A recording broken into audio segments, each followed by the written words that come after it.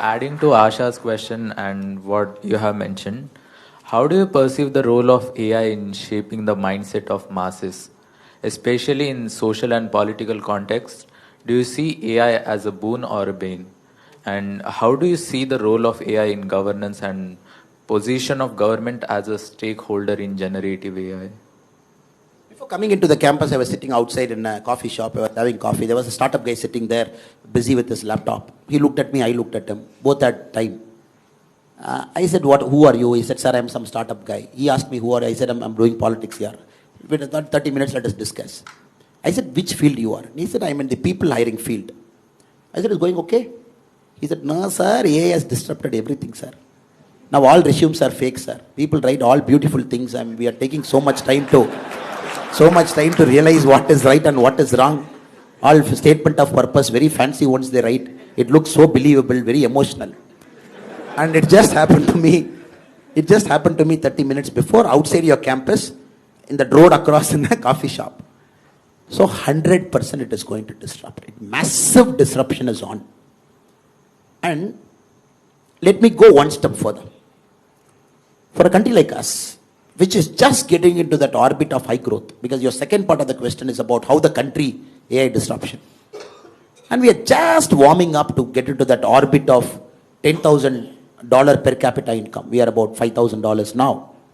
And we have an ambition to reach there. Now I'm going to read out the statistics for you.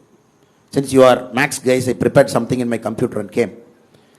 And what is India's GDP now? So we are about 3.8 trillion. Give or take a little bit million here and there, 3.8 trillion. So China's GDP is about 17.9 trillion today. I hope it is a true figure from China, because nobody knows what is the true figure.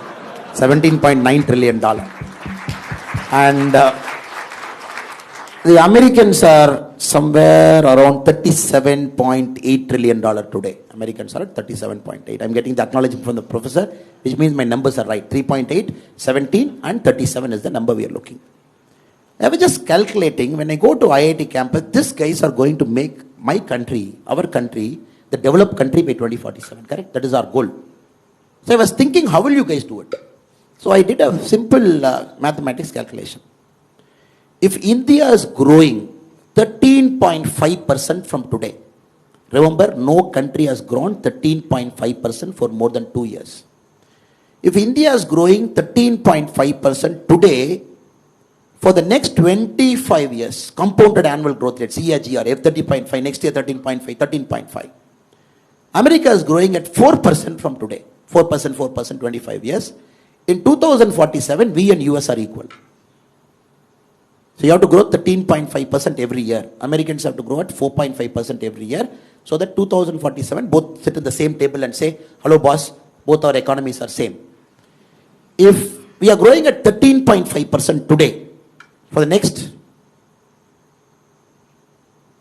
2042 is what? Today in 2024, 18 years? Yeah, 18 years. Next 18 years, you are growing at 13.5%, 18 years, top. China is growing 4% next 18 years, top. Then you will say, hello boss, we are equal. Now, look at the challenge. Can you grow at 13.5%?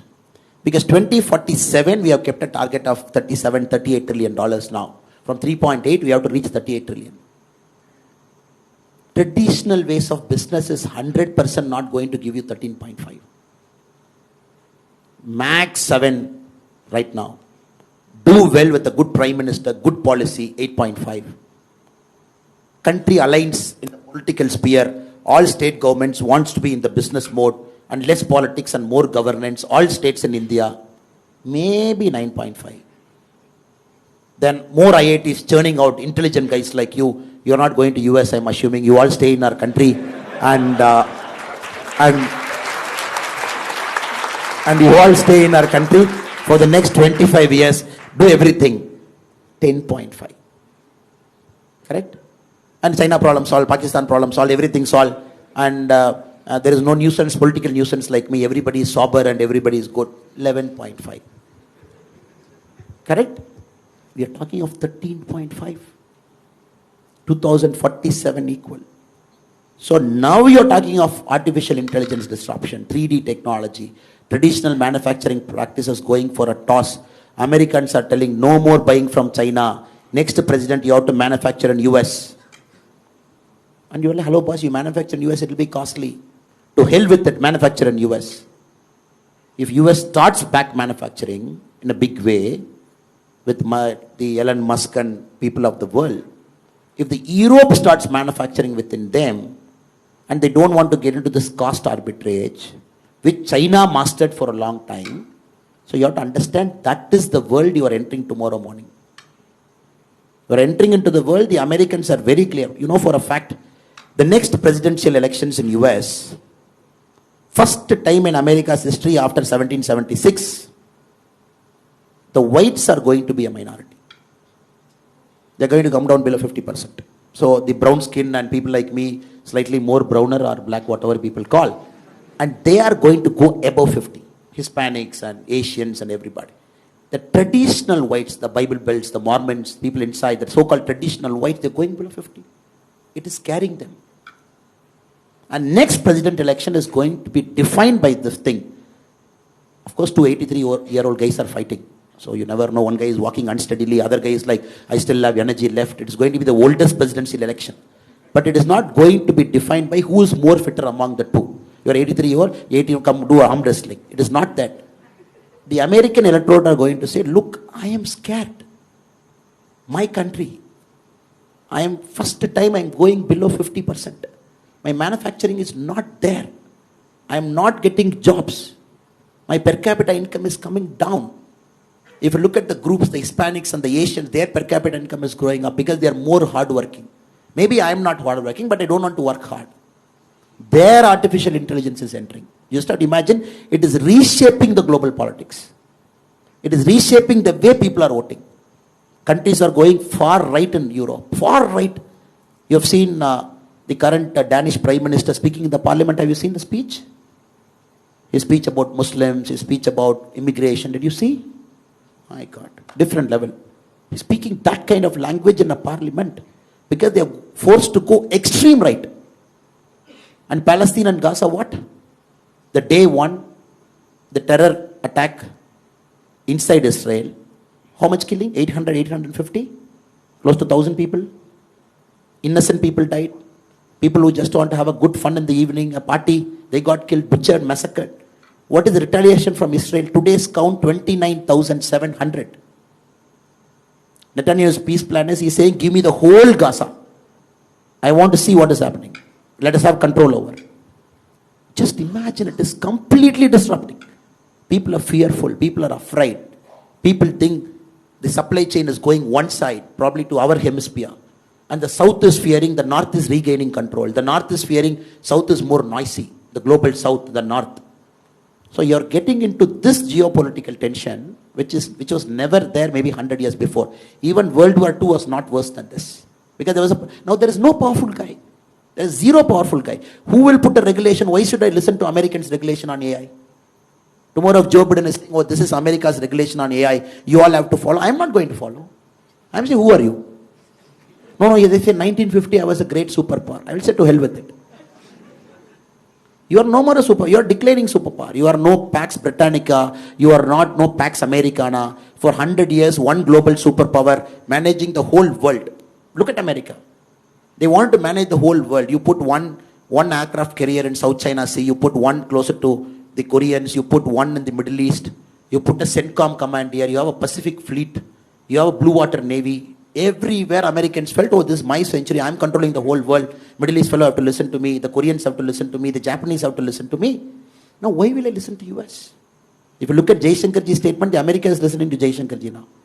He's going to US and talking a language which we never thought in our lives. We will hear an Indian external affairs minister talking in US like that. So the point I'm trying to tell you is, who is going to regulate AI? And it is completely cross-border. And Europeans don't have a common agreement on how to regulate. Some countries over-regulation, some countries lesser regulation. Americans have a problem. And you can't call the chiefs of big companies to the Congress every time, and the congressmen cannot sit and grovel them. It looks good on TV for their constituents, so you can get some votes. That's the American model of democracy. Look good on C-SPAN. Now, what I'm trying to tell you is, I don't have an answer. That is why I'm giving a long answer to you. And, and what I'm trying to tell you is, there is no answer to it. It is going to disrupt. And that is why we need smart guys like you in politics. Because, how many current politicians understand AI? 543 members in the parliament. Yes, they are very good in the traditional politics. Extremely good. This caste you divide, this caste you put, and you put a candidate from this caste, and you put a and you put a independent candidate from this caste. Sorry, I will look this side. Sorry, I'm just going that side. And you put an independent candidate from this caste, he will be the vote cutter, and they will win. Now, unfortunately, fortunately for us, and unfortunately for a lot of people, Modi ji is rewriting the political equation. He's saying, oh, development. And he's talking Vikshit Bharat. He's saying 5 years this and all those things. So now the politics have to change. See, people sitting there in Delhi, not understanding technology, AI, deepfake, regulation. Over-regulation is a problem. You never know how to turn on that stove because dosa has to be pakka. It has to be correct thing. You have to just flip it and put it. Now regulation has to do that, right? You put over a thing, dosa will become black. Lesser it's uncooked, stomach pain. So I would only say, better guys should get into positions of power, guys of integrity like you, guys of intelligence like you, and understand 10 years from now how will it happen, 20 years from now what will shape up, how is the global demography changing, how is the geopolitical tension now. So Google is number one now, 10 years from now who will be number one? And you all know the chip, the AI, what is the AI background, what is the background for AI? Powerful chips drive AI, right? People say AI is not some Bhuta or some something sitting somewhere in Norway and say, oh, I am AI here, hello, hi, hi. It is not that. It is some powerful chips manufactured in Hong Kong by TSMC, which manufactures 56% of the world's chip. And 60% Taiwan. Or a company situated in Netherlands which manufactures the mission for that chip. $100 million is one mission. And we are looking at nanometer now, sir. NM, we have got to 3 nm now, the chip design. 3 nm is the latest TSMC. I am really fearful. I am not hearing this conversation inside politics. I want to hear this conversation inside politics. I sit in many rooms. I sit in a lot of rooms. I want to hear this conversation. Oh, now it is locked. The company in Netherlands, the sole company in the world which supplies that mission to TSMC, to NVIDIA, it supplies to Samsung. And they have a monopoly for the next many, many years to buy only that mission which can write 3 nanometer chip now. And you are seeing there is a guy who is having that monopoly outside and who is going to have that AI monopoly in the next 10 years, 15 years, 20 years. And I fear that we are going to get loose out. And that is why our government talks semiconductor, manufacturing, bring it, chips. And I don't see the language of an MLA or MP who doesn't even understand what is happening. Something happening in Taiwan is going to have a repercussion in IIT Chennai. So sorry for the long answer, but the short and sweet answer is, we need intelligence guys like you with integrity to come into the playing field and don't be a spectator outside. And to see, oh, these guys will regulate, 543 guys in parliament will tell me how to run my startup, let me run my startup like that. No, you have to be there to tell people of your generation, to tell them, hello boss, I am with you. I understand your problem. I am in the political field. Let us try and work out a solution. And we are not here to harm you as a government. And 13.5% growth for 25 years, sir. Is it possible? Unless you disrupt the whole mindset of our country. You got to have highways, you got to have, we have 41 Vande Bharat trains. We have to make it 500. The first bullet trail, 2026, it is going to fly. But we need 15 bullet trails. We have 149 airports. We need 300. We got to find inland waterways, movement of goods. You don't disrupt this. I don't think 13.5% is possible. And no, then you might tell me, no, sir, let us do after 2047. Why are you in a hurry? Let us grow only at 9%. Why do you want to come to IIT Chennai and raise our heart pressure to say 13.5%? Sir, what is this? You yourself said 7%. When a person like Modi ji comes, 8.5%. When all governments behave like Modi ji, it is 10%. When IIT guys don't go to America, they stay here 11%. You yourself said all those things. Now you are saying 13.5. Brother and sister, we will become old in 2047. Nigerians will come. You know what Nigeria is doing now to the world? They are just warming up.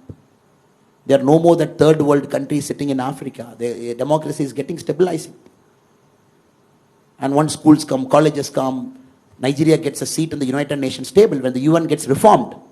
How can you say the most populous country of Africa, I don't give you a seat in the table, wait outside? How will you say a country of 142 crore people, reforms will come?